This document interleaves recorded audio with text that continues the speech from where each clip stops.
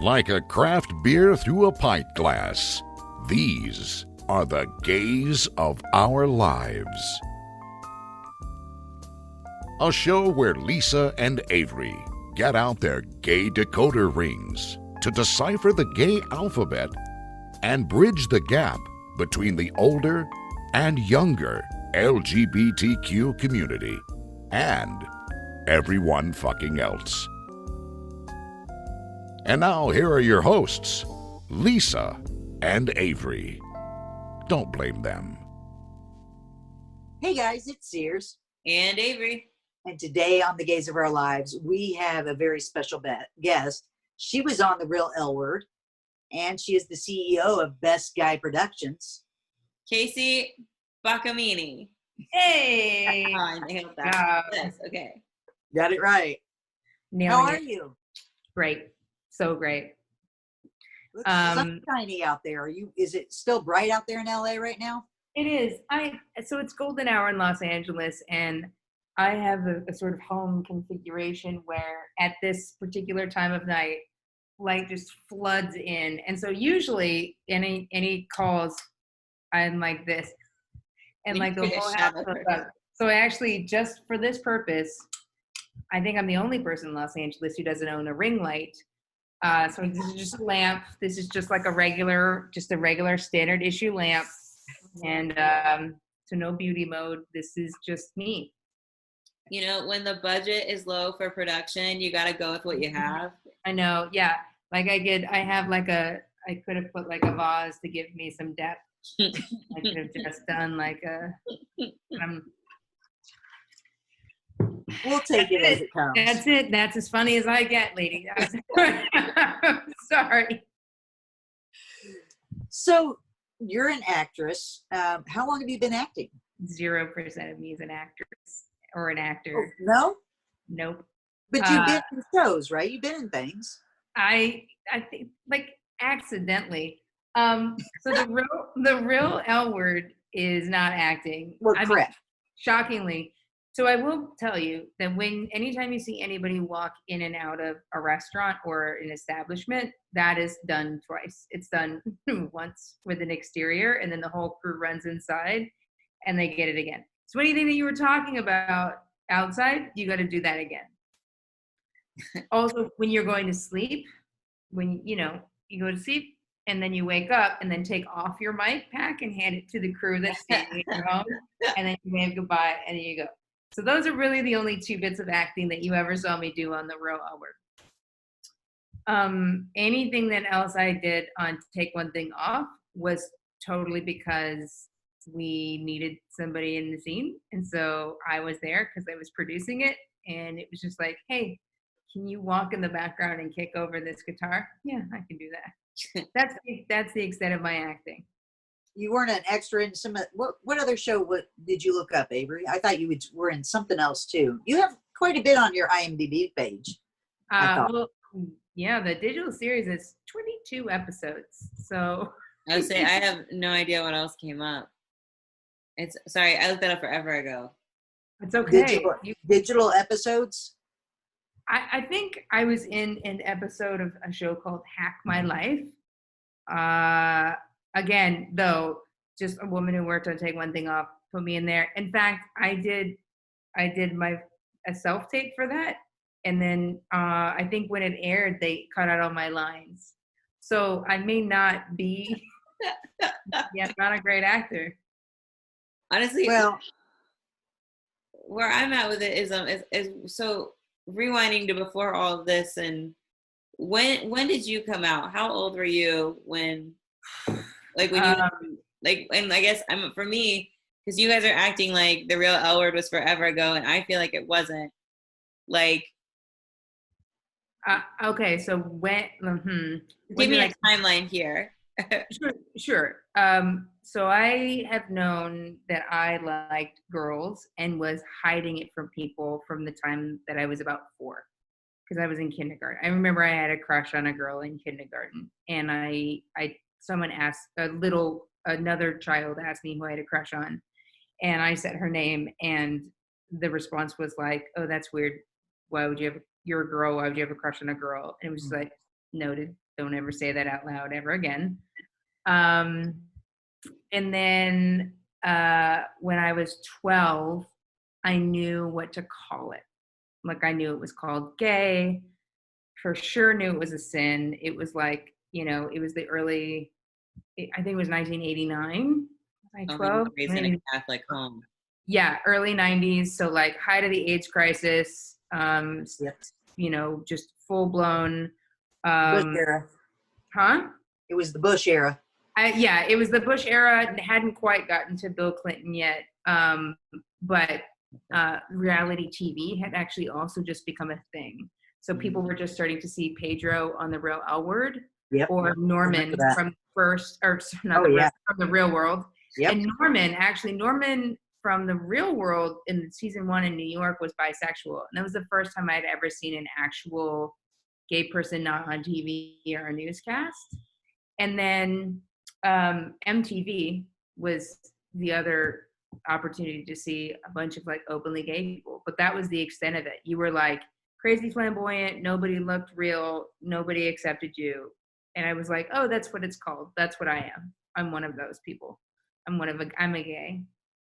I'm a gay. And then when I was 15, I met my first girlfriend in high school and proceeded to have a very torrid Romeo and Juliet type fully dramatic relationship. And my mom walked in on me kissing her. And that's how my mom found out I was gay. So that's technically how I came out. What age are you? Are you about 41, 42? I'm actually, yesterday was my half birthday, so I'm 40 and a half. I figured because I came out in 89 in the Bush era, and not just president, of course. And so when you said that about 89, and then you came out when you were a little bit later, so I figured you were probably a little bit younger than I am. But yeah, I mean, it was a different time back then.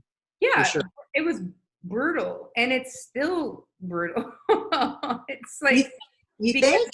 Yeah, like I think it's quite incredible that we're now in an era where things like gender and identity don't matter, but they definitely are still, like, I still have and carry the battle scars of that fight in me, and it does change my perspective of how I enter into the world.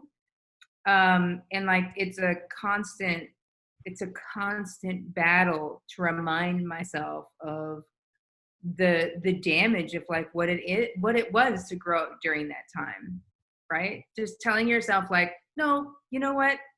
I am loved. I am lovable. It's okay for me to be me. I don't have to be invisible. I don't have to hide. I can be exactly who I am at this exact moment and not have to worry about being funny or being performative, which is not something that seems to burden. I mean, granted, I'm only seeing a lot of it via Instagram, but it just doesn't seem to be something that is burdening somebody who has a choice between being masculine presenting, feminine presenting, or like whatever, or somewhere in between. Like there's like the multi-subject positions that just wasn't an option for us. We had, you're a boy or a girl. And exactly. Oftentimes the question we were asked were, are you a boy or a girl? Oh, yeah. And like, in the wrong restroom. Yes. It's like, yeah. So that's why when people ask me my pronouns, I say she, her, and sir, because I've answered to sir my whole life. Me and my friends do that to each other when we open the door. We're like, thank you, sir. Thank you, sir. Sir. Mm-hmm. Yes. I mean, you're right. I mean, because we've always joked about it, because that's me and my friends that are lesbians, that we get asked if they're in the wrong restroom all the time. That's the thing that's weird is I don't get that anymore. Really? I don't. And it's weird. It's been since my breast cancer, I feel like. And since I don't have boobs, and I feel like I don't get it anymore. I don't know. Well, either that or people are now trained out of knowing to not ask that or not say anything, to not gender you. Maybe. I have had a few looks. But a few looks is all. Avery, you get that, I'm sure. Well, being transgender, I think like in the stage I'm in with it, like I haven't had surgery yet. My surgery's not till this summer. So I feel like there's a reason, but I also am very careful to pick I'm very careful about the bathrooms I pick. That's true. After like having like a couple bad run-ins, I'm like Gucci to like be careful and hold it. So Well, the good thing is there are a lot more unisex bathrooms nowadays. oh, and then I work for Starbucks, so like I like always have like a unisex bathroom. Like, so I'm always good at work, I'm good at home, and then I know to be careful when we go out. Like, so I'm like, I don't know. I'm also lucky where I live. Fishers is very good about that. You know, and that's what I was going to say. I don't have the problems. You know, I really don't have problems, and I really never have. I think it's just because I never cared, and so I didn't worry about it. I've never worried about it. I mean, I've been out. I wear this shirt out in public. It doesn't matter. I'll wear stuff like this all the time, no matter where I go, and it doesn't matter. I'm always flabbergasted when like a guy hits on me. Yeah. Like I'm not wearing a shirt that says homosexuals are gay, but I am wearing my face, my haircut, and everything I'm wearing is Right. like one time I had no idea had no idea this guy was hating on me until somebody after we left told me that he was hitting on me. And I was like, he couldn't have possibly been hitting on me. We were wearing the same shirt. Like there's no way. Unless he was gay and thought I was a gay man. Like, but he's like, no, he's totally straight. Like, I'm floored by that. But also, I don't know. I think that guys are gay. I think guys are real gay. Like football's gay, wrestling is gay. It's really apparently like I know a lot of I have a lot of friends that are trans, and they tell me like that when you get that shot of testosterone, you just really want it like a penis. And I'm like, that makes so much sense to me. That makes so much sense. I haven't had that though. Really? No, I've had like a different. Okay, so this might be like a lot of information, and we can like totally edit this out. But like, if anything, I have more of like a phantom thing going on, where like I don't know, like I feel like let's just say I feel really cocky. That's how I'm gonna phrase that. I feel very cocky, and that's how I'm gonna phrase that. And like, so I said you wanted penis, and you're like, no, I need cock. Like, fine, call no, it No. whatever you want to call it. You call it whatever you want to call it. No, I just see the problem is like, see, this isn't fair. I'm very careful with how I speak because I love my fiance and I want her to still like me.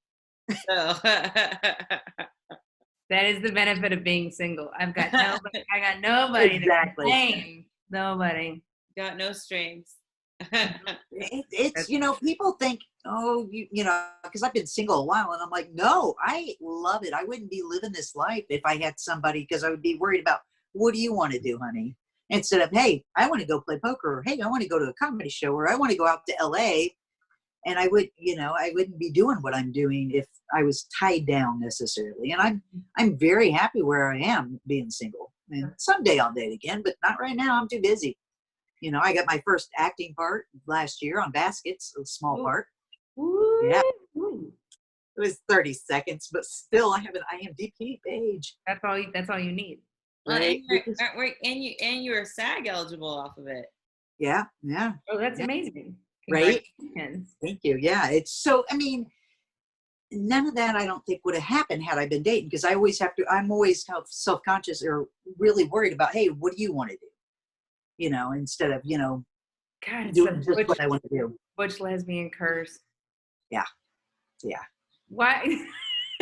Avery's laughing. So I can tell you wholeheartedly from the bottom of my soul, that I am prior to coming in here, that would have been my modus operandi, and I'm really getting out of that. I have to like write, I have like little notepads and things like this of all the things that I need to do. But one thing I have to write down is like, what do you want? Like, what does Kacy want? I have to like externalize myself as somebody else, because I'm like, oh, I can meet that need. It is a very frustrating thing, but I do believe that it stems from this place of like trying to not exist and trying to just make it okay for me to be okay in a room. Like if I make it everybody okay for me to be in a room and exist in a room, then it'll be fine. And the fact that I'm like gay won't bother anybody, it won't burden anybody. And I'm really unpacked. See, look, if you put the Pope behind you like I did earlier, then you know, like, oh, that's what I have to fix. It's that. It's like it's that cloak of like the weight on my shoulders that I'm not supposed to have needs. Of course I have needs. Everybody has needs. Cats, dogs, cockroach. There's a cockroach out there who's got an emotional need, the depth of the ocean. And I fucking hate cockroaches. But I can have compassion for that, because I too have needs that scale the depths of the oceans. And on that note, I need to take a sip of LaCroix.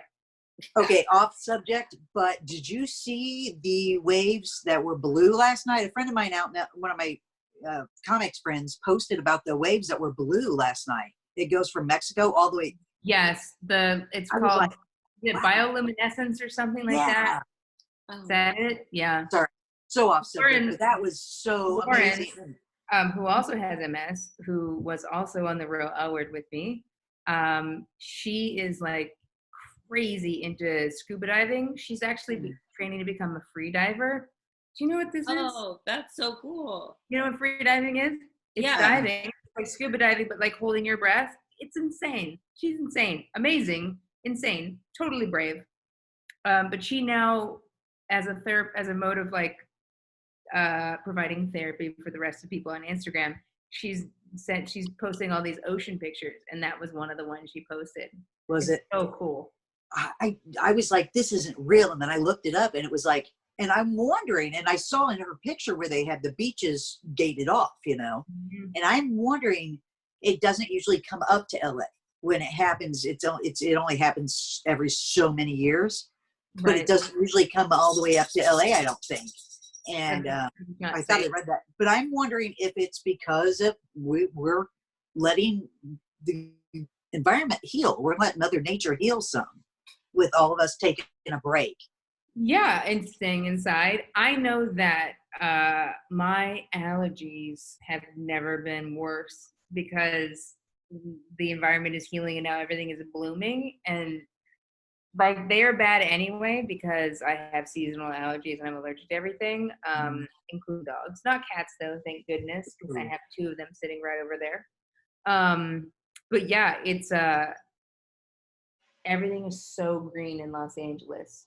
The sky is so clear. You can see all like from the downtown to the beach. You can just see for miles. I saw a picture of like before, a couple weeks into it, and now. And I mean, are you originally from California? I'm originally from Los Angeles County. Okay. I say LA, but I grew up at a place called Diamond Bar. Okay. Well, you probably never been mushroom hunting. That's something we do out here. They run from you too. Watch out. But no, they're morels and you cook them up. Well, they have been coming in. I mean, they're bigger than I've ever seen them. I'm like, I wonder if that's because we've been letting the earth heal. Yeah. Because of all this. I think that there's lots of things. There's lots of, I don't know the purpose of you all having me on this show, but I'm just going to opine for a moment and like wax poetic on the environment, why I think we might be inside. Okay. I think this is a really good opportunity to look at all of the things that we sacrifice by driving doggedly towards the end goal of like a purely capitalist measure of success. And I say that as somebody from Los Angeles who has always, always, always wanted to be part of Hollywood. And for the longest time would sit down to write a screenplay with the sole purpose of winning an Oscar. And now that seems, and that's like an 8-year-old goal. You know what I mean? An 8-year-old's like, I want to win an Oscar. And I get that, but I have a city around me who all want the same thing. But now it's just like, well, what else would I do? Let's just take off the table for a second, like that might not be a thing. What else would I want to do? And also, what could I live without? Yeah, for sure. Like, what literally can I live without? And at this point, it's a lot of things. Well, we've been forced to. Yeah, but like human interaction, like the number of times that I have like not gone somewhere or done something because I thought it would be more important to like sit down and write or sit down and do some other thing as opposed to like spend time with my family, check in with a friend. Like I missed my best friend's baby shower, and I missed two of my best friend's weddings because of a project that I was working on. And I think I've had a lot of time to reflect on it and go, was it worth it? Yeah. Because the project's done, but I talk to those friends every week. And I know in my heart that I miss those things because of that. So like it's things like that. Like what really matters is now crystallized. Yeah. It is that in a world of true uncertainty, there is certainty in what matters to you. What lights you up, what makes you sad, what scares you, what you can live without, what you cannot live without. And that, if you take nothing from this quarantine but your health and those things, you've done it. Oh, I agree. This Queerantine has changed me. And see, I'm more of, I don't miss anything because I need that I want human interaction nonstop. I go to concerts for social reasons more than to see the band. You know, I do. Everything I do is social. And I love that. I love to talk to people. And I could do that all day long. You know, I don't know a stranger. But I've learned during this, too, who I can do without. You know, and what I haven't written a joke unless it's something that just popped out of my mouth. I wrote it down. You know, and I haven't done any of the online comedy, you know, because that's not, my end game is not stand-up. Right. And so, you know, and this kind of just reiterated that, you know what? Yeah, I kind of miss it. I miss poker more and my friends at poker more than I miss stand-up. Yeah. You know, and it really makes me realize that's really not what I want to do as much as be a speaker or whatever. I'd see that. I think that Avery, what have you walked away with? We're going to do a share. Here's the pun. I'm going to pass you the pun. There you go. Well, here, I'll just, it changed shape into a lighter for some reason. It was weird. No, I don't know. I miss my family a lot. And then my dad's birthday passed during all this. And it was like, definitely a different way to celebrate, but it's like weird. It was like the second it came up, I couldn't hug my dad on his birthday. It really like collapsed in on me, like how different everything is and how like, and honestly, and then it also came down to like what I'm missing out on. And like Lisa and I did a 6 feet apart photo shoot, and that's the closest I've been to a friend in like over a month now. And so it's like one of those things where like I crave human interaction, but also like I value the people in my life. And it's like you said, it's very crystal, like what you need to prioritize and what you need to do to make yourself happy. So when the world does get assembled in whatever order it does, you know what to pursue, you know? Yeah. I think about it in terms of the people that you for sure don't need in your life. The people, I'm not going to waste my time and trying to make sure they're okay. No, it's not even that too. It's also like, you know, I work in a corporate, you know, I'm in my day job, I work in a very corporate environment. And I know there's a lot of time and energy that can be spent on like an employee that you don't get along with. And at the end of the day, it's just like, well, why would I focus so much on that? Like there's so many other things to do with my life and do in my day. And now that I'm interacting with every single person that I work with, like only when I need them to do the things, it really changes your perspective on people. Cause you're reaffirming like, okay, when I need something, I go here. And when I need this, I go here. And you're really basing it off of what you need. Oh, yeah. As opposed to like the forced ways in which you have to sort of like be around a lot of people and have a lot of personalities mixing. It's been really nice. because it's just been a different experiment in like just meeting people where they're at. And I'm not really good at meeting myself where I'm at. So even though I put up a front that I'm like, oh, I meet this person where they're at. I don't. Nobody does. I have extremely unrealistic expectations of myself. So of course I would have very unrealistic expectations about everybody else. I just wouldn't vocalize them. I would keep them to myself. But then that's the part that like, that's the tension that it eats up. But in this environment, I literally have to meet everybody where they're at, because usually like under this hoodie, which I put on, because no, I do not wear a t-shirt anymore that has sleeves. Like that's where I'm at. I've seen your videos. Yeah, like that's where I'm at. The best place to put a phone and have like, usually my thoughts in my head are when I'm waiting for my coffee. And so I'll just pop a camera up and be like, here's the thought that I had. Everything I'm making right now has an as seen on TV tool that's being utilized. And your mom and my mom sound a lot alike. Oh man, she honestly, if she were alive today and she saw that video, she'd be so proud. She'd be like, yeah, I did those things. Yep. I collected all of them. She would have hoarded toilet paper though, for sure. She would have been, yeah. Well, my mom too. She would have. I'm really kind of glad my mom's not around for all this. Me too. Yes and no. Yes, I think it would have. Yeah. I think it would have scared her to death, you know. Yeah, dirty bit. And dirty bit stuff. Oh my God! Look at this dog. Did you not see the other one that got down in the middle of earlier, and I kept going like this, trying to push her down. Anyways, the other one's named Monkey.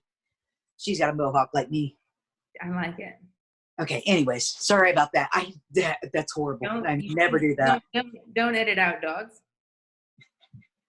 I'm allergic to them. I love them anyway. I still love them. Their dogs are great. That was even a good shot of Dirty Bit. There's no That was a good shot.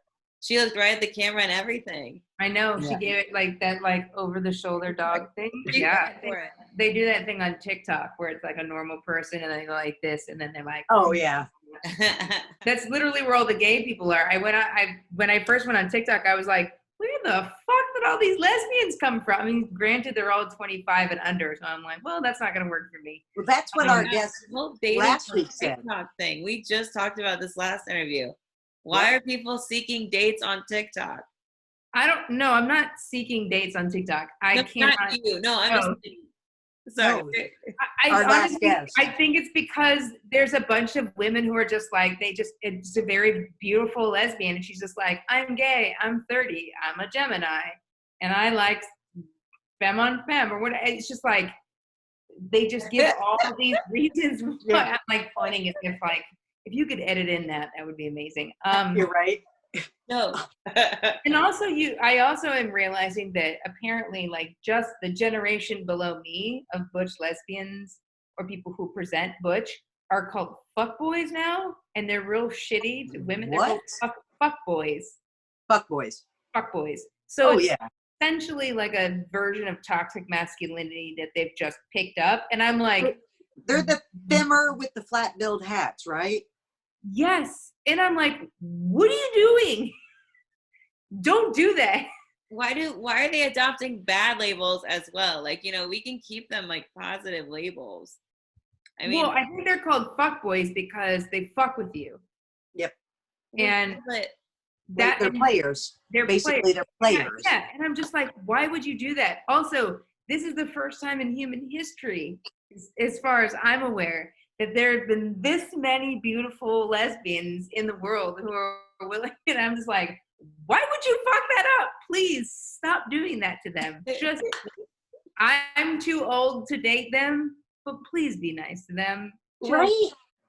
Well, that's like Logan, our guest that we had on last week. She's a cute young girl. I mean, she's 20, but she's beautiful. And she's like, talking about, these people don't want to date her because she's kind of more attracted to femmes, and I'm like, it's okay. Femme on femme is okay. I think that whatever floats your boat.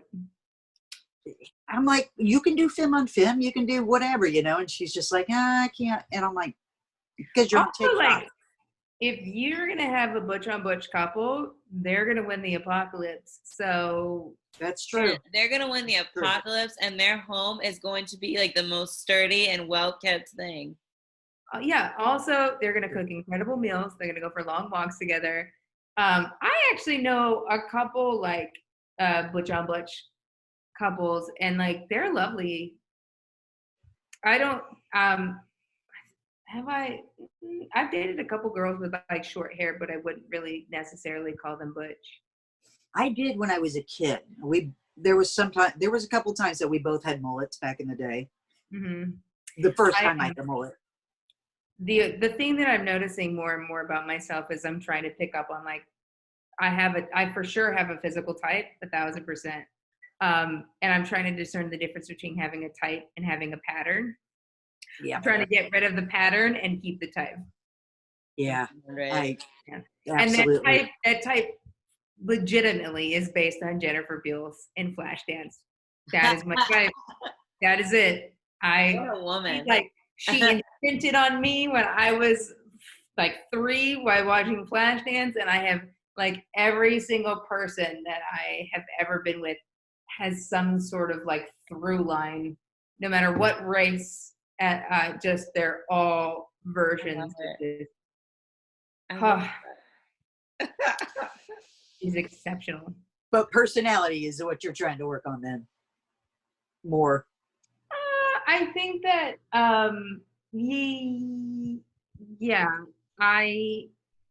because I'm changing, I'm going to attract different types of people who need different things.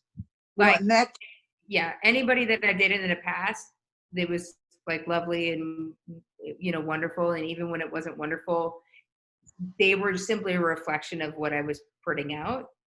That is, and so I can just put out different things, and I'm gonna obviously then attract. Well, and I've talked to Avery about this because I'm a different person than I was 4 years ago, before my breast cancer and before comedy and everything.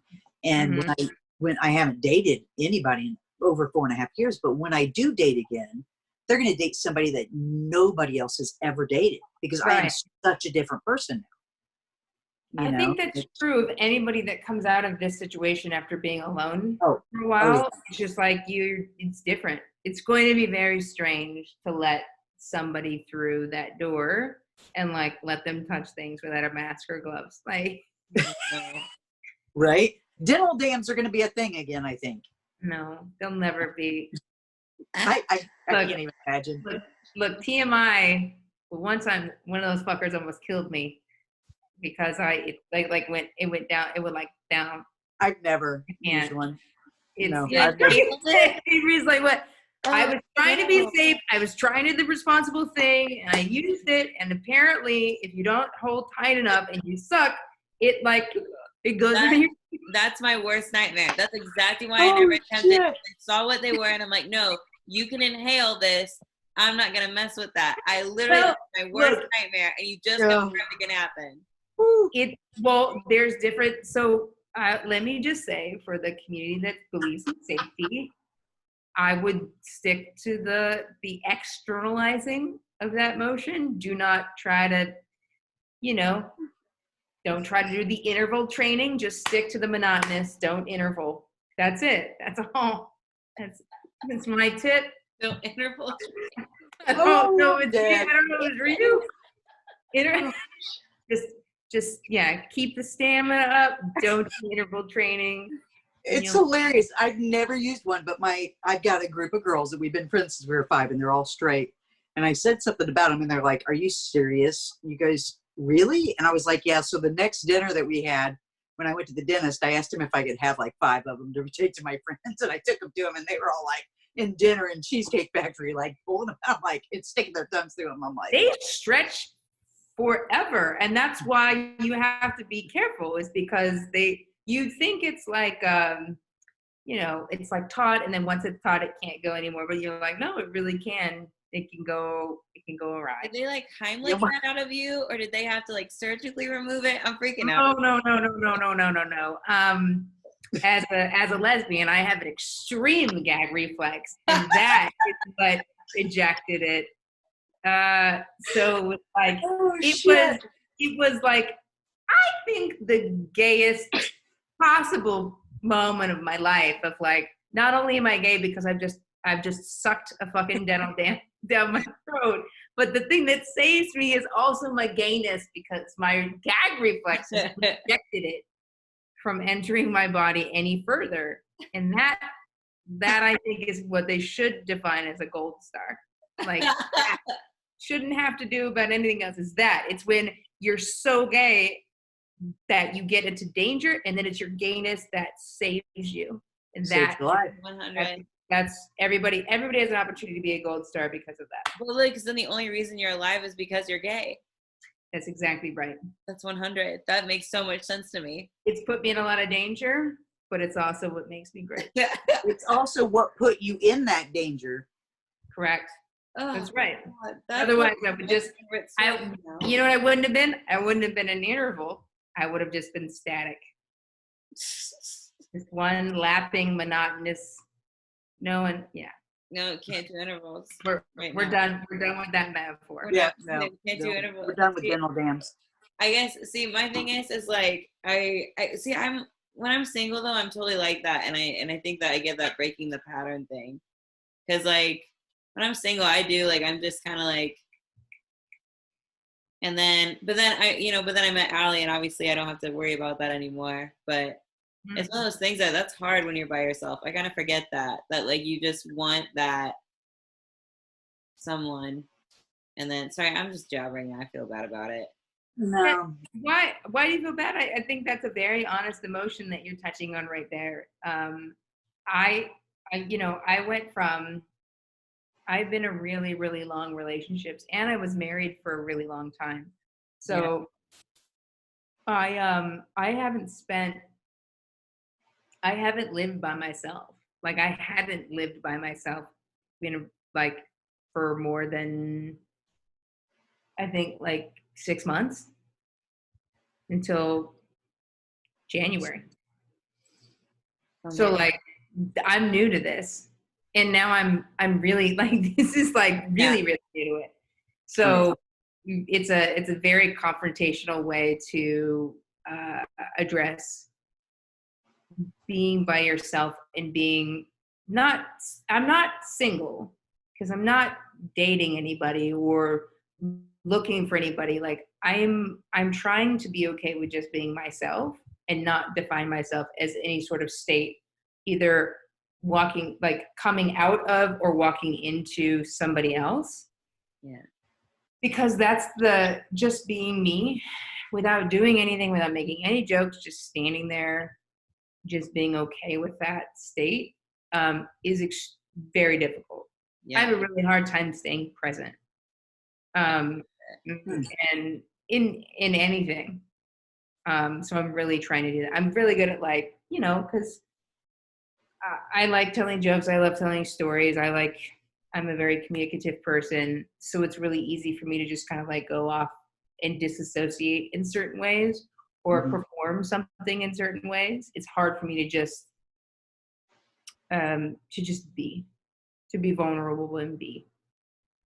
It requires a lot of trust. And I've come to realize that I must not be a very trusting person, because it's with great exception that I just am with people.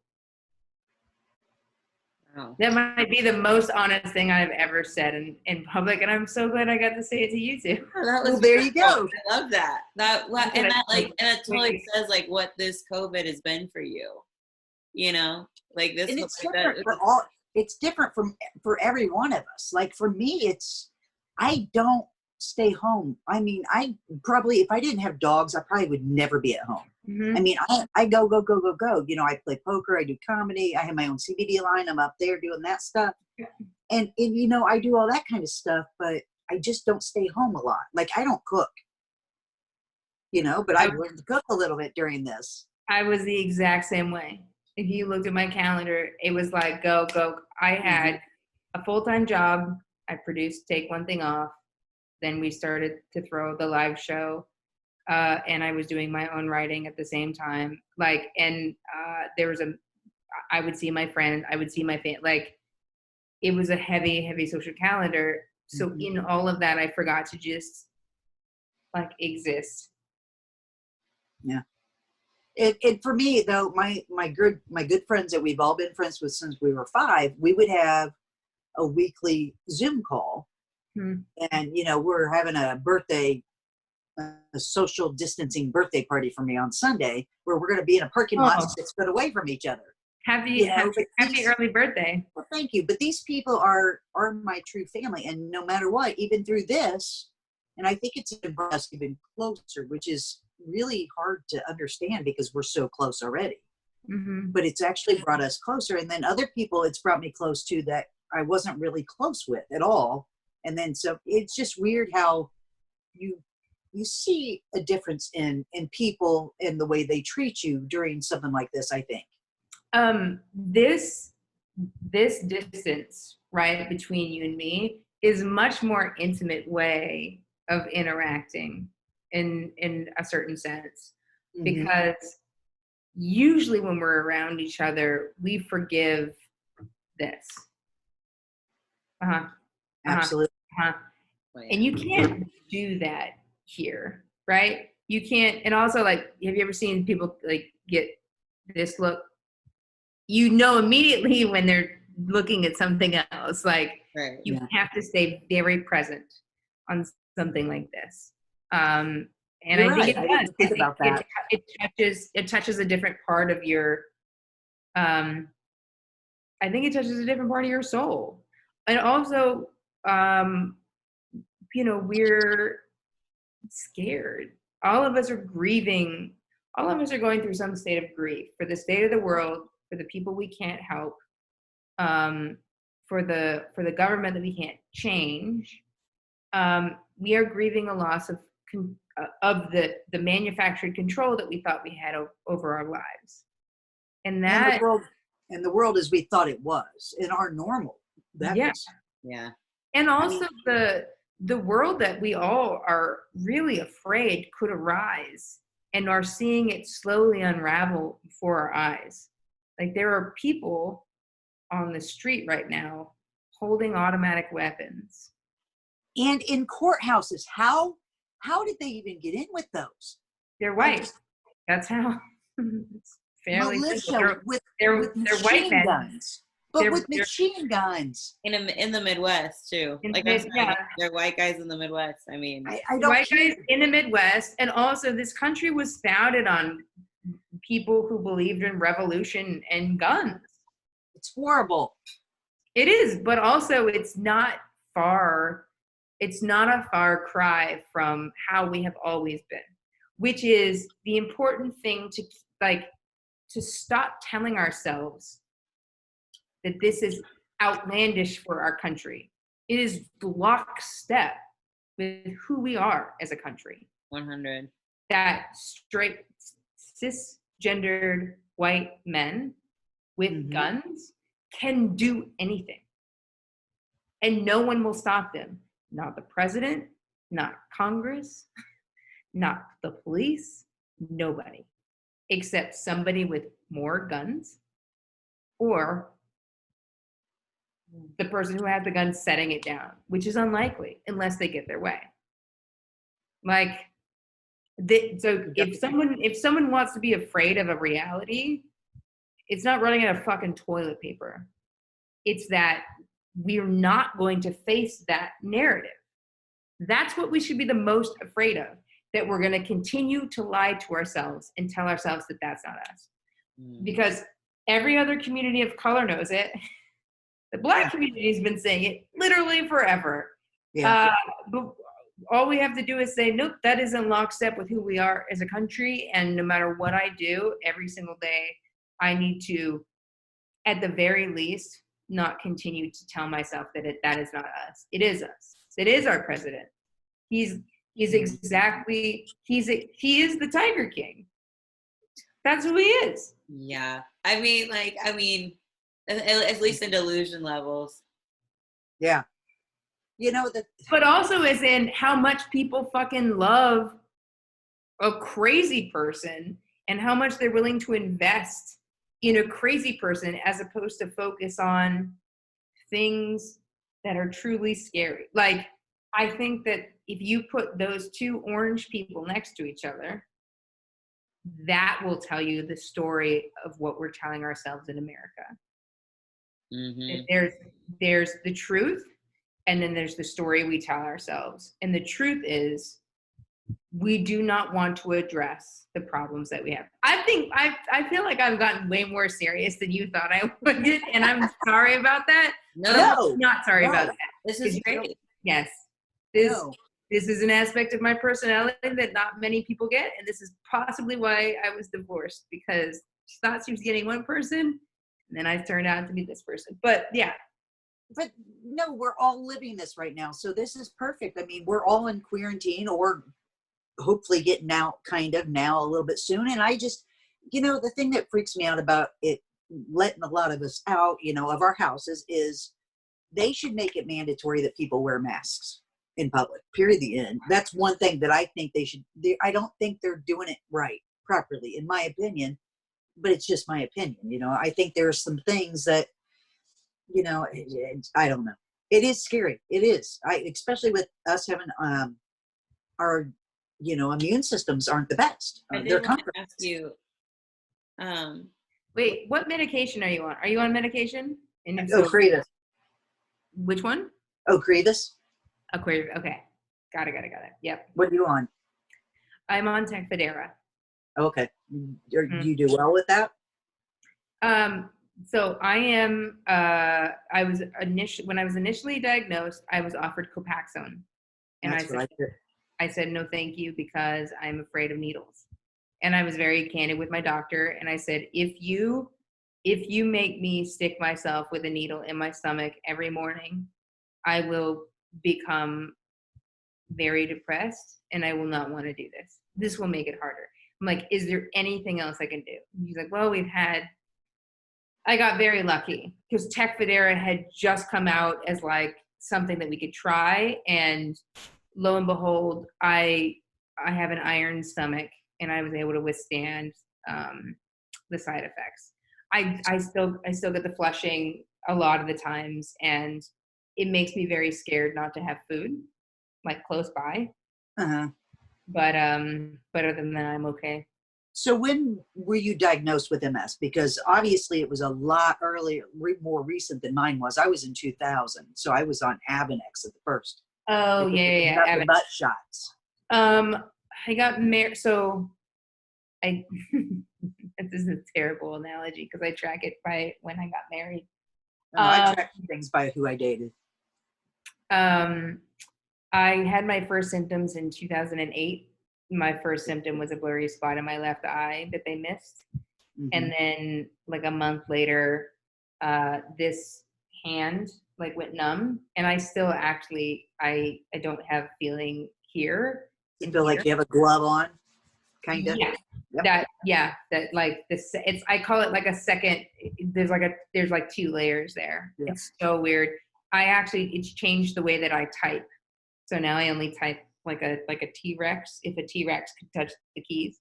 But I got really fast still. And then that fucking, that stupid MS hug bullshit. That's, I get it up here more than I do down here. Could you remind me? So MS hug feels like there's a giant squeezing you from behind. Like a girl. Yeah. It feels like if you, like, I have never bound. I've never done binding. But if you could imagine a band being wrapped around, and it basically is from the top of your belly button to the top of your chest. And it never relents. You can breathe, you can run, but like you just always feel it. And it hurts. It's very painful. Mm-hmm. And so I don't have time. Do you have it? You have it all the time? I've only had it once. Oh, okay. I had it for like over a month, which was a nightmare. And so in 2008, I had my first symptom. And then in 2013, my now ex-wife was in the hospital losing our twins the second time we tried to get pregnant. And I was having these horrific, so like my eyes would twitch, this was going numb. Yes. And it was everything. It was everything. And finally and I had gone to doctors, I went to the emergency room, blah, blah, blah. Finally went to a back doctor, and he did an MRI looking for a pinched nerve. And then he told me in March or February, I think it was March of 2013. Seems like March is the magic month for that, because that's when I was diagnosed. It's also it's MS Awareness Month, which I think is really funny. Yep. Well, and I was diagnosed in March of 2000. And it is MS Awareness Month, which we missed our walk this year because of everything going on with the Queerantine. But they're doing a walk off with people who have like bands and stuff like that. I know, because I just like a virtual. Yeah. Yeah. So actually, and it's funny, not funny, but Avery's mother actually has MS. Oh. Yeah. Which is, it's really prevalent. It's really, really, really prevalent. And it's not something that people talk about a lot. Although when you say I have MS, people go, oh, and they go, what is that? Like people know it's serious, but they don't really know what it is. They don't know a lot about it. Mm-mm. Well, a lot of the times people get like, but you look so healthy. And I was like, thank you. I worked really hard on it. Well, I could never tell. I would never be able to tell by looking at you. Well, yeah, it's not as obvious as me having the gay, I'm sure, but I'm a 10-footer, but well, you're a 100-footer, honey. Okay. So am I. Don't worry. Unless you're wearing this I would go with longer than 10 foot, but anyways, especially when my hair's up. But it's people are always, well, you don't look sick, and I'm like, yeah, but you didn't see me when my neighbor was having to come pick me up off the floor and put me back in bed, or and that's the thing, one day you could be good, and one day you can't walk. Yeah. So it's I don't talk enough about how scary it is. I should. I should. Maybe we should do an MS podcast together. Absolutely, anytime. We know a bunch of people who've got MS. Oh yeah, it's horrible. But anyways, does the heat out there bother you? No, the heat doesn't bother me so much. My cycle, like my lady cycle, just kills me. The hard part about it is one of my biggest symptoms is like I'll get like the numbing and tingling across my face, and it just like it's just so scary. Mm-hmm. Like that's really the thing, is like that when you feel, because it is a lot, it's a sense of a loss of control, and just like, what is it attacking my face? What is it like? Am I going to lose the ability to move my lips? What is that going to turn into? Where does that? Yeah, where does that come back? That's the thing. They can't ever tell you if that feeling will come back or not. I know. They don't know anything. That you're right. That is the scary part, is not knowing anything about it. So I think that preparing for the in Queerantine, I did it. Living with uncertainty is a daily ritual for anyone who has MS. You have no idea. Anybody who's dealing with cancer, and anybody who's dealing with any long-term chronic disease, you do not know from moment to moment if you are going to get through it. And it is this cloud of anxiety that just hangs over you. And you have moments when you could sort of like tap in and take a temperature of like, what's my anxiety like today? It's at an 8 because I'm feeling tinglies. But for the most part, if you're hovering at about a 3 of like, I know I have this thing, this is why I work out a bunch, and this is why I don't eat bread and beans and dairy anymore. Like, this is why I do all these things. It moves from a scary, anxious place into sort of an automated process, a normalization in your brain. And I feel like that it's good practice for the quarantine, right? At one point in time, we may be asked to normalize not touching each other as much as we did, to normalize wearing a mask in public, not thinking it's weird or crazy or like someone's a hypochondriac. that they're actually doing the right thing, because people have a tendency to be disgusting, like. Right.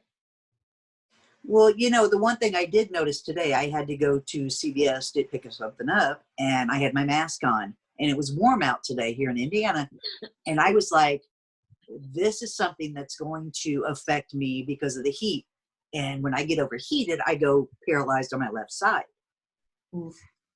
Yeah. And I'm like, with that mask on, I was getting hot. And I'm like, ooh, I don't think people with MS really have thought about that, because I've not heard anybody else say anything, because people haven't been out wearing them yet. And I'm like, ooh, I got to figure out what I can do when I'm wearing my mask out in public and doing things to counteract that heat, because when you're wearing that, you get hot. Ugh. I haven't left my house. Like, I've gotten really, really lucky with deliveries, knock on wood, and like, I have made it rain on any person who's delivered me anything, like just huge tips. Yeah. Because I'm so afraid. Well, and so afraid. I take my hand sanitizer, I have my gloves, and I have my mask. I only go, I've been to CVS a few times, but I've been making those ear savers for the masks for the frontline workers. And so I've gone out to drop off, like to the cancer center. I dropped off a bunch of them, but I didn't go in. I met them outside, stuff like that. But I mean, I like Avery and I went downtown. Nobody was there, and we were all at least 6 foot away from each other. Right. I'm scared too, but I can't live totally scared. It'll drive me nuts. And so I struggle with that. Like, I have to convince myself to go. I have like a carport area. Anybody who's watched my Instagram story knows I recently punched a punching bag through my back car window. So watch out. But like, I'll have to convince myself that it's okay to go outside and jump rope in the sun, just to get some sun. Like, it is strange. I'm a very strong person. I can withstand anything. If someone was here with me, I'm certain I wouldn't even think about it. I would have left the house to go get them whatever they needed. But when it's for me, I'm like, is it worth it? And I've been okay. And that's how you learn to do with, you're like, oh, I could never live without tahini from Trader Joe's. Well, they sell jugs. Yeah, you can. They sell tahini in jugs that are this big, and actually it's better for the environment if I buy it in bulk, because I eat tahini in bulk, so might as well buy it in bulk. Oh, that's something you actually are missing, huh? Is your tahini from Trader Joe's? I see a lot, like when I see the lines outside of Trader Joe's, like anytime I've driven past it, I'm just like, there's no way. I can't. I see, and I can't do one of those really busy stores. Like when I go to CVS, there's one person that came. Well, I went to we have a standalone post office, and it's like you go in, you do stuff. There's nobody in there working. It's just automated and a couple machines. And I went in there, and there were 2 people in there, but they were 10 foot away from where I was trying to get some envelopes. And the one chick came up right next to me, and I was like, bye, don't die. And I was out, I'm like, no, She just didn't care and stood right next to me. And I'm like, that's not okay. I think that this is certainly going to be a very interesting test to when everybody can go outside again. Of how much I choose my own personal well-being over my need to see and touch other people. Like I said, before going into Queerantine, I would have been like, oh, I would never ever go without human touch. And now I'm like, well, right. I'm gonna be obviously much more discerning about the humans, whereas before I was not. Type, habit. Or pattern, yeah. Type, pattern. Keep the type, remove the pattern. 100. Hey guys, it's Lisa with The Gaze of Our Lives, and this week's episode is sponsored by my own CBD line through Denver CBD. It's actually the first one in town here that has vitamin D in it, and it's also helping with different causes. The strawberry flavor 5% goes to cancer support community. The orange flavor, 5% goes to the National MS Society. Use my code Lisa20 and get 20% off your order. We do a segment now called Gay Ask. Okay. I promise I won't get too serious. No, these are kind of off the wall questions, just fun things, and it's, you know, just random questions. So Okay. you can, there's no right or wrong answer. You can answer however you want. Can't wait. You want to go first, Dave? Yeah, sure. So mine's pretty basic, but I really like the different answers I get for it. If you could have any superpower in the world, known or unknown, what would it be and why? Oh, reading minds. 100? 100%. Yeah. I know people would be like fly or like be invisible. I'm like, no, reading minds. That would say You could rule the world. Huh? You could rule the world. I mean, I don't even think of it that way. It's just, I'm like, how many times have you sent a text message to somebody and just sat there and been like, I don't know what. Are you an overthinker? No, but also, you know, as somebody who, I'm exposing myself a lot on this. As someone who lacks trust in other people, it would be immediate. I would be like, are you a waste of my time? Yes, then I'm out of here. Like, it's not about ruling the world. It's about saving time. I'm so tired of that, of not knowing. Like, true. People who communicate are wonderful. I love that. And So that would, I would promise I would only use my powers for good. And dating. No, not even dating, just like in general. Like, can you imagine going to a politician and like watching a debate and I could be like, they're lying. They know they're lying. They're lying. Yeah, but then like think how many other secrets you're learning in there too, though. You know what I mean? Yeah, that could be kind of scary. Some of that stuff you might learn. It would certainly take a very compassionate person to be able to handle that level of secrecy. I feel I could do it without being burdened. You're up to that challenge. I have a Pisces moon, and I just want to make eye contact with that person. Like, it's gonna be okay. Okay, I've got one. If you could give, and this is kind of silly, but if you could give any historical person a wedgie, who would it be? Oh my God. Fuck, Roy Cohen. This is all his fault. Fuck that guy. Actually, Roy Cohen's parents, because they're the ones who made Roy Cohen that way. That's who I would do it to. I'd be like, you know what? You fucked your son up and you killed us all. Thanks a lot. Here are your wedgies. There you go. That was fun. More? Do we have more? Do I have Yeah, more? we do. Oh, yeah. Avery? Yeah, no, so my next one is if you could be on no. What was my new if they were going to do a movie based on your life, what famous actor or actress would you cast to play you and why? Wait, who would I cast me as and why? Yeah. And why do you choose them as you? Like why did you identify with them? This is so funny. So numerous people have told me that I look like Kristen Stewart, and I don't believe them. Yeah, no, I could totally see that. So, right.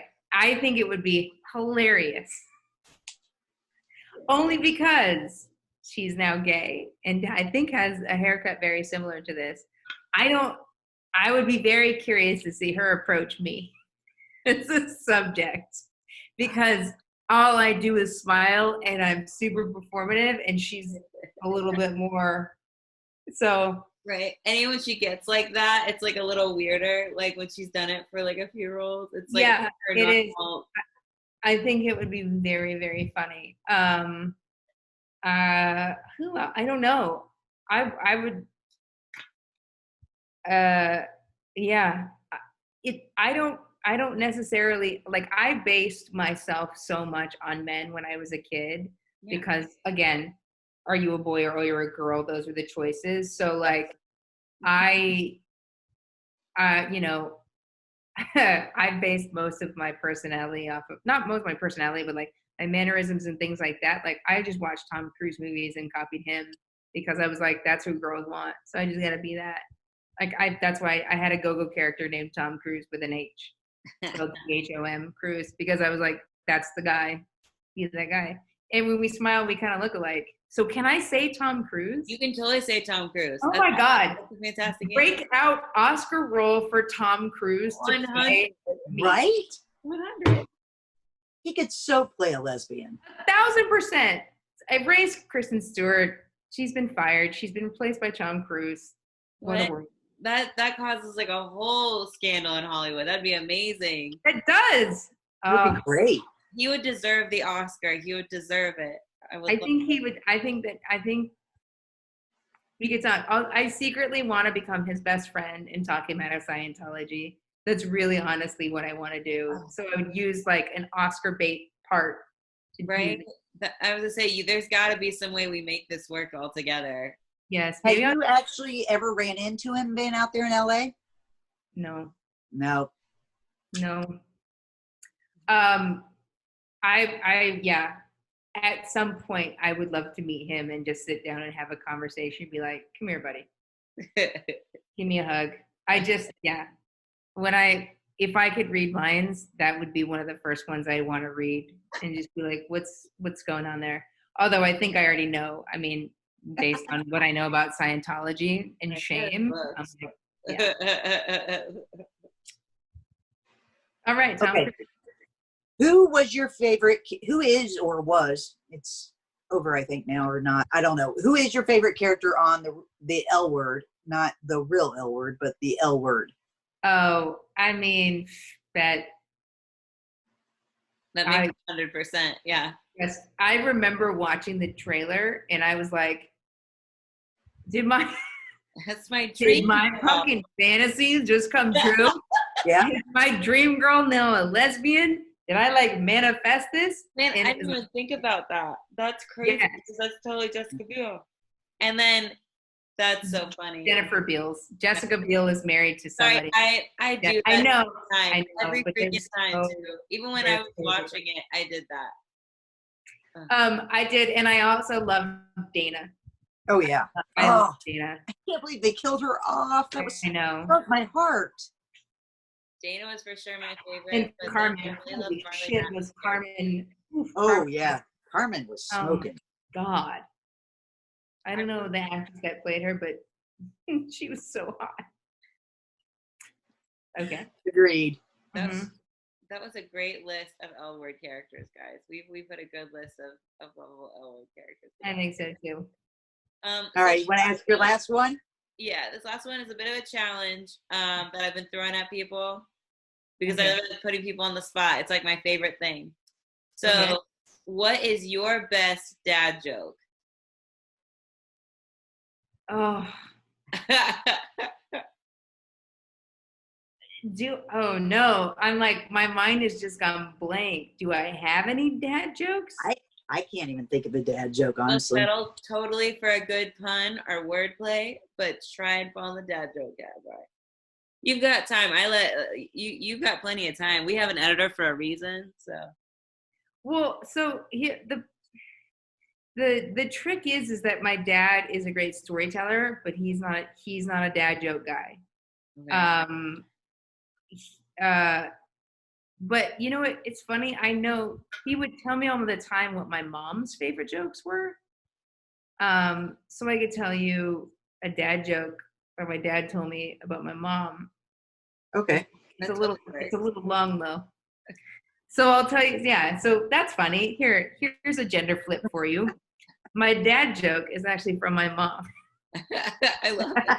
So, if you know anything about the history of Italy, you know that the northern Italy and southern Italy were at war for a really long time. So Giuseppe goes and joins the southern Italian army, right? But by the time he gets there, they've been warring for forever, so they're running low on cash and supplies and stuff. So, Giuseppe standing in line. It's partially racist, but it's racist for his Italians, so I can say it. And they're like, hey, everybody's getting their uniforms, and he's like standing in line. He's waiting. Right when they get to him, they run out of uniforms. And the sergeant's like, Giuseppe, I'm really sorry, but like, don't worry. Just like when everybody else is ironing and preparing the uniform, just pretend to do it.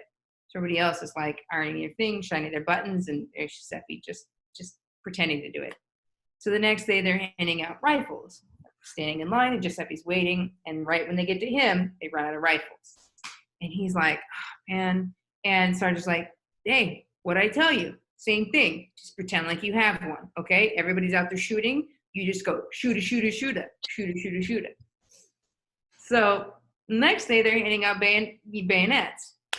They get to Giuseppe, no bayonet. And he's furious now at this point. He's Italian, mad. I don't have a uniform. I don't have a gun. I don't have a bayonet. And the sergeant goes, hey, what did I tell you? We're working on it. You go out there and you just pretend to do that. So everybody's out there shooting and stabbing, and there's Giuseppe. Shoot it, shoot it, shoot it. Stab it, stab it, stab it. And so that night he goes to bed. Night, everybody's putting away their uniform. He pretends to put away his uniform. He pretends to take apart his gun and his bayonet. And he goes to sleep. 3 a.m, alarms go off. Northern Italians are attacking. Everybody's running around crazy and, putting on their uniform, grabbing their gun. He pretends to put on his uniform. He pretends to grab his gun. Everybody runs out. They start shooting and fighting, and he's out there screaming, just shoot, shoot, shoot, stab, stab, stab. He turns around and he looks up, and there's this giant blonde Northern Italian just standing there. And he goes, determination, shoot, shoot, shoot, stab, stab, stab. And the Northern Italian just looks at him and goes, tanker, tanker, tanker. Oh man. I know. That's so late. That was so late. So are all your dad jokes. Oh my God. Hey, I'm just look, glad someone finally had an answer. That was awesome. Mm-hmm. That was, you can thank Julia Marie Norton for that one. Julia Marie Norton. Oh my God. That joke was, thank you. We've had one answer before that. That's it. Everybody else people just bail because like, oh, I don't have one. And then See, I don't have one. No. I don't have one. Everybody's heard a bad joke. All of my mom's favorite jokes were really long. I've shortened that one significantly, can go on forever. But her other one is like, just, you can't, it's expletive. It's about a Long Island duck. And it doesn't end well. Oh man, you need to just make a video of that and post it on your Instagram. You just need to go for it so I can hear that joke. I need to go for it. That's it. That's a deal. I'll get you like 3 more followers. I know it's not big. That's not like big change for you or anything, but like, please just give me a bad joke. Look, I joined Instagram because when I was on the show, they told us we had to join Instagram. And then overnight, I got like a bunch of people. Mm-hmm. I am by no means branded. And I go on there just sharing how ridiculous I am. I also have an entirely separate account that's just dedicated to me as an octopus singing songs poorly. So, yeah. I need to look that one up. It's called Ocho, but if you go on my highlights, do you know those little animojis where, it turns you into an animal or a person? Yeah. So I'm an octopus. And this octopus is the one that looks like a normal human face, doesn't look like me at all. But this octopus looks exactly like me. He gets mad like me. When his eyebrows go up, he like me. He like floats around when I flitter around. And I was like, this is the greatest thing ever. And I am not a great singer. And I was like, I just sing songs to my family every day in quarantine and like text it to them. And they think it's really funny. And I was like, oh, I should just put this online. And I do. I'm following that. The second we get off here, I'm following. We're gonna make sure that we get all your social media posts up too. Yeah, we gotta put it all up here at the end. Oh my God. Yes. Yeah. It's not good singing, but it's real fun. And it's real fun. That just sounds like a really good crack up right now. And that sounds what everybody needs. Send me some. Laughter. Everybody needs more laughter. So what you're doing is helping. I'm trying. That's the one thing that I can do during this time is try my best to just give people a nice distraction and a sense of joy. That's as good as I got. Well, if that's what you can do and that's what you add, then I think that's noble because we need it during this time. Well, need singing octopus check the content, then you can tell me if it's noble. Just make the octopus tell bad jokes next, okay? And then like I'm like, Oh my God! You know what? I'll tell you what. I will as Ocho. His name is James Ocho Dean. He's an underwater sea crooner, and I will tell that bad joke as him. It will be funnier as him because you'll see all of his little. oh my God, I Nice. can't wait. Yeah. Oh my God, I'm seriously, the second we get off here, I'm gonna go follow all of that. I'm That's so awesome. excited. But now we've said the phone thing, and I'll feel weird if I'm like this. Like, wow. You know how everybody, you know how you can tell is with that bottom light, that light just all of a sudden like casts on your eyes, and you're just like, Oh, wow, I beautiful see it now. glow. There's like And you're like, oh wow. looks like there's like a highway leading to the back of my brain. Yeah. Yeah. If you have glasses, it's so much easier. It's hard. Yeah. The glasses give you away because you have that screen. Right. See, I just can't do contacts because I'm a baby. Also, I look like 10 years older. That's I don't okay. know. I'm gonna stay 12 the rest of my life. It's happening. So I don't know. I think that every Hollywood actress is trying to do roughly that thing. Like if they all stayed 21, they'd be set. yeah. We should change that. Glasses, I'm telling you, it does it. Does it all. Does all the work. Thank you so much, Kacy. Yeah, I had a blast. This was so much fun. I hope it's what you wanted. No, it is. We just, we enjoy people telling their stories, and it's a different time right now. So your story includes what's going on with you internally during quarantine. I mean, it's your story to tell. And that's what we like. We want everybody who identifies a certain way or anything at all to tell their story, because not everybody's transgender one way. Not everybody's a lesbian one way or gay or whatever. We want it from the individual person to tell it.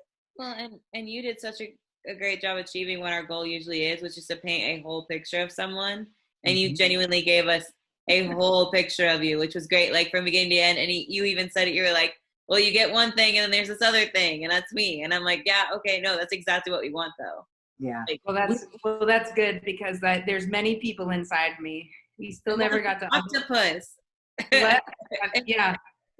There's an octopus. There's Uncle Dracula. I forgot to mention Uncle Dracula. Oh, wow. Yes. Okay, there's more of them. Look. Why are you pulling this stuff out at the end of the show, Kacy? What the hell, Uncle Dracula? I could do an entire show as Uncle Dracula. It's a guy in a really shitty, like, Romanian accent who does this. It's a lot of this. He's seen a lot of things.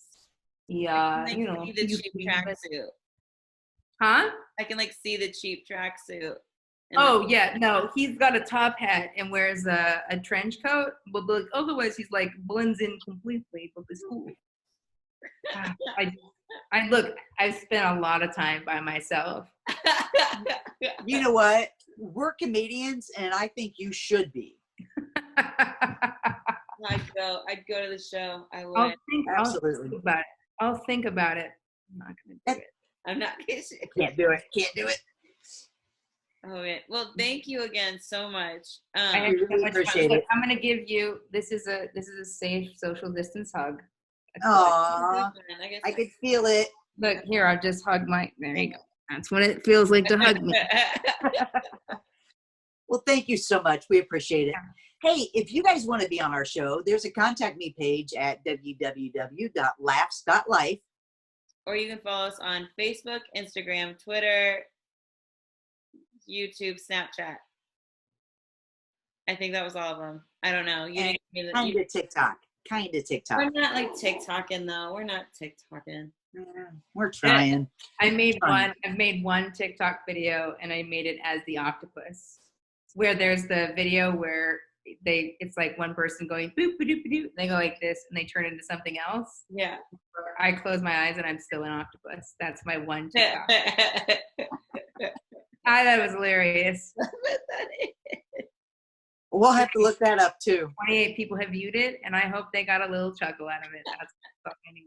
You know what? That's my goal every day. Is at least if I can make somebody laugh, I've done well. Even if it's myself, if I just make myself laugh, I've done enough. Absolutely. Thank you again. Bye. Thank you very much for the opportunity. Thank you so much. This has been Gaze of Our Lives. Make sure to check out the gays online at www.laughs.life.